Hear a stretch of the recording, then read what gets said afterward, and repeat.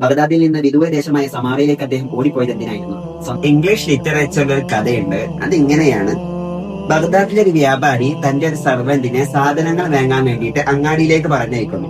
പിന്നീട് ഇയാൾ കാണുന്നത് താൻ പറഞ്ഞയച്ച സർവന്റ് ഓടിക്കിരച്ച് പേടിച്ചിട്ട് ഇദ്ദേഹത്തിന്റെ അടുത്തേക്ക് ഓടി വരുന്നതായിട്ടാണ്. എന്നിട്ട് ഈ സർവന്റ് പറയുന്നു, ഞാൻ അങ്ങാടിയിൽ വെച്ച് മരണത്തെ കണ്ടുമുട്ടി. മരണം എന്നെ വല്ലാതെ പേടിപ്പെടുത്തുന്നുണ്ടായിരുന്നു. മരണത്തിന്റെ നോട്ടം ശരിക്കും എന്നെ ഭയപ്പെടുത്തി. അതുകൊണ്ട് നിങ്ങൾ എനിക്കൊരു കുതിരയെ കടം തരണം. ഞാൻ ആ കുതിരയുമായി വിദൂര ദേശത്തേക്ക്, സമാറയിലേക്ക് എന്നാണ് അദ്ദേഹം പറയുന്നത്, സമാറയിലേക്ക് റാണി വിടാം. അങ്ങനെയെങ്കിൽ മരണത്തിന് എന്നെ പിടിക്കാനാകില്ലല്ലോ.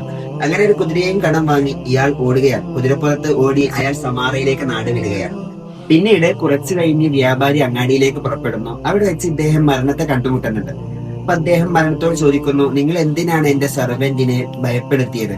അപ്പോ മരണം മറുപടി പറയുന്നത് ഇങ്ങനെയാണ്: ഞാൻ അദ്ദേഹത്തെ ഭയപ്പെടുത്തിയതായിരുന്നില്ല, ഞാൻ അദ്ദേഹത്തെ അതിശയത്തോടെയാണ് നോക്കിയത്. കാരണം ഇന്ന് സമാറയിൽ വെച്ച് രാത്രി അദ്ദേഹത്തിന്റെ റൂഹ് എനിക്ക് പിടിക്കാനുണ്ട്.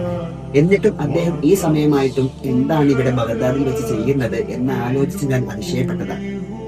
എന്തൊരു അതിശയമാണ് ഇദ്ദേഹത്തിന്റെ കാര്യം. ബഗ്ദാദിൽ നിന്ന് വിദൂര ദേശമായ സമാറയിലേക്ക് അദ്ദേഹം ഓടിപ്പോയത് എന്തിനായിരുന്നു?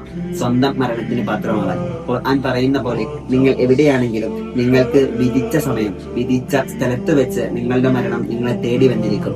കവി പാടിയത് ഇപ്രകാരമാണ്: സമർത്ഥനായ സീസറും പ്രസിദ്ധനായ ഹോമറും സമർത്ഥമറ്റ സോളമൻ തുടങ്ങിയുള്ള വിജ്ഞരും അമർന്നുപോയി കാലചക്ര വിഭ്രമത്തിലെങ്കിലും നമുക്ക് പിന്നെ എന്ത് ശങ്ക, മാറ്റമൊന്നുമില്ലത്.